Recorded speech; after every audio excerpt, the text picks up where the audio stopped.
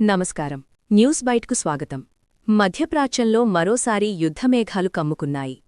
America మరియు Iran మధ్య జరిగిన కాల్పుల విరమణ ఒప్పందం కుదిరినప్పటికీ ఆ ప్రభావం క్షేత్రస్థాయిలో ఏమాత్రం కనిపించడం లేదు. ఇజ్రాయెల్ తాజాగా లెబనాన్పై విరుచుకుపడుతోంది.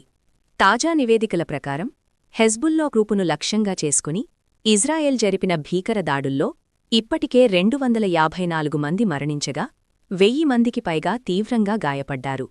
ముఖ్యంగా కాల్పుల విరమణ ప్రకటన వెలువడిన 10 నిమిషాల వ్యవధిలోనే 100కు పైగా ఎయిర్ స్ట్రైక్స్ జరగడం అంతర్జాతీయంగా ఆందోళన కలిగిస్తోంది.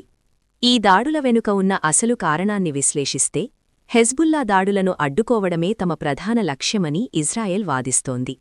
ఇందులో భాగంగానే మార్చి 2న లిటానీ నది వరకు బఫర్ జోన్ ఏర్పాటు చేసేందుకు ఇజ్రాయెల్ సైన్యం గ్రౌండ్ ఆపరేషన్ ప్రారంభించింది.